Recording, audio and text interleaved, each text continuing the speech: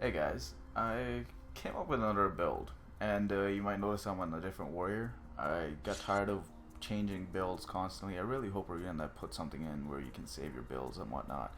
But I just wanted to share this build. I've been testing it out. It's really sustained, really good at surviving, and really good DPS, and really good support and team. It's like all around very good build. I've been using this and another build that a friend gave to me. I think the other build that I'm using is the friend said it was some famous team player warrior that uses it, so that's another build I use.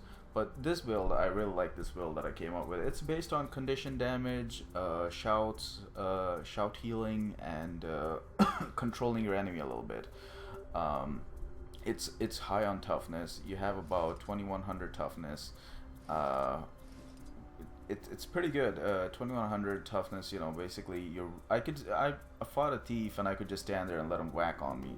You know, those Heartseeker thieves and the 8v8s and whatnot. I could just stand there and let him whack on me, and he would take a long time to get me down. Uh, so really quickly, let's go over the traits here. I'm just gonna go over the traits. I feel like I'm all over the place. I apologize. It's basically arms 25, defense 15, and tactics 30. Why do I have to do that? You guys can goddamn see it. Unless you're blind, I apologize then. So I'll just, that helps that I said it. Okay, so in arms, basically, I go 25 because I want the increased damage to bleeding foes by 10%. It's very nice. And then you gain fury when you immobilize a target. You guys are probably thinking, why do I take this? Why don't I take the Blade Master, so your critical hit chance with the sword is increased by 10%. The reason why I take this is because then I also get critical hit with my mace as well, because I use the mace as well. Shit, I think I messed up here. I gotta change that real quick. I think my computer is doing something weird right now and giving me lag. One sec, guys. Okay, sorry about that. So 25, 15, 30. I'm sorry if I repeated, but gain fury, so I can get fury with the hammer attacks as well, because I use sorry, not hammer, mace as well. And then bleeds you apply lasts 50% longer. And for defense 15, I take 15 because it's extra healing and a little bit more toughness. I don't think it's worth putting an extra point over here. If you guys want to, you guys can. I like to regenerate health based on your down level. On max, it heals me for about 360.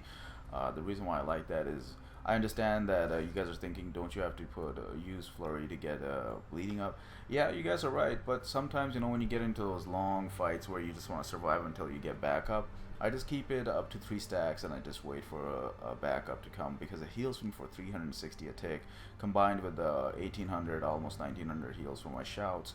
I can get around 2200 health from a total combination of those two things. So you can mess around a little bit with the build. It's not perfect. I just came up with it a lot, like 3-4 days ago, and I've been messing around. It's very nice. This is what I ended up with. That worked for me. And for tactics, I take shout heal, vigorous shouts, lung capacity, and leg specialist to mobilize, to have a little bit of control, because you really don't have a lot of abilities to get to your target. So on the what are these runes, I use 3 types of runes depending on the situation. If I'm defending a node alone and they have like physical DPS like warriors, thieves, and rangers and whatnot, depending on the situation, I'll go with this one to be able to put out extra damage with my conditions if I'm alone on a node. But if I'm facing off against a team, if I'm in a team fight, if I'm included in a team fight on a node, then I'll switch to my runes of mercy, which allow me to revive my teammates 10% faster.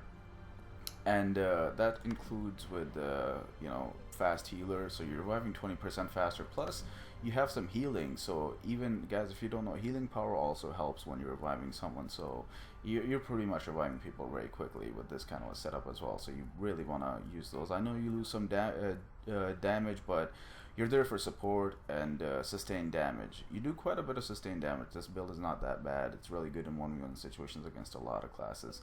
So sorry about that ranting again. But Runes of Mercy, Runes of the Undead, depending on the situation. And then I take, I ran out of those, Runes of the Soldier. I should have grabbed those. I think they're called Runes of the Soldier. The ones that remove condition on shouts remove condition. It's very nice to have that around when you're facing a team that is very heavy on condition damage. Put those on and you're good to go. You go around 21 to 2200, 22k HP, so it's not very high, but the 2100 toughness and 33 armor is very nice against physical DPS. You're really good, and you with the condition removal, shouts remove conditions, those runes, you literally just don't take any damage from conditions. You can constantly just keep removing them with the your mending, your what are these shouts and whatnot. So it's very nice. Other than that, I use sword, mace, and mace sword. The reason why I do that is over here with this setup, the second where I have mace sword, it allows me to basically kind of get my bleeds on the target without taking any damage. The 4, you know, you throw the blade off, and 5, you block their attack and you bleed them again. So you're around like 6 bleeds on the target right about now. And then adrenaline rush, defending counter blow, where you defend and hit again, and then you can daze them so they can't use ability. So about 5 to 6 seconds you pretty much have a target not doing anything in a 1v1 situations. It's very nice setup. And then for the other setup, I have sword and mace. The reason why I have that is the sword to keep my bleeds up, you know, keep them sustained, keep them on.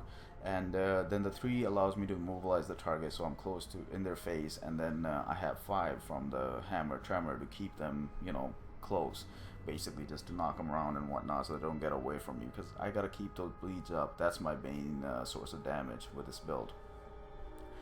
Other than that, flurry, you know, it also helps when you knock them down. And flurry, sometimes I noticed that flurry, I don't know, is it bugged or is it just me? It's probably just me.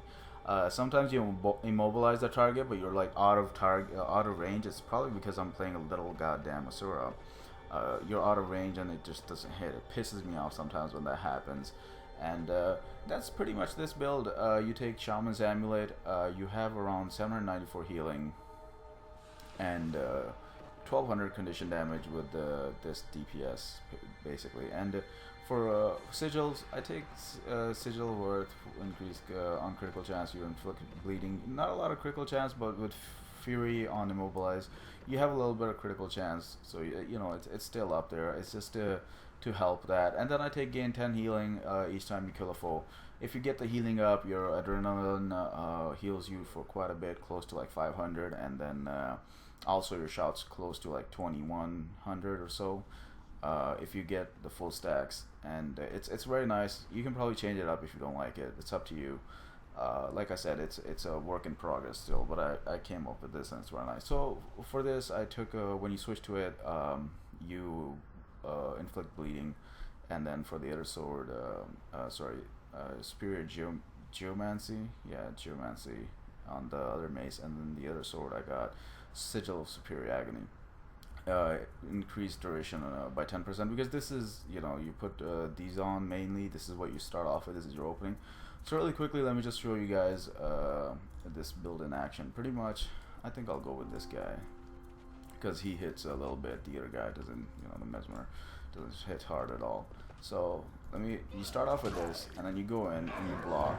You know, put other bleeds on, then you block in, you hit him, and then you daze him, and then you switch over. You can probably knock him down and just keep attacking. Immobilize him, and then you can stack your bleeds. If you notice how much damage that's going out, and you don't take a lot of damage. I just stood there, took all the damage you were putting out. So you can heal for 1800 with that, with your, you know, shouts and whatnot.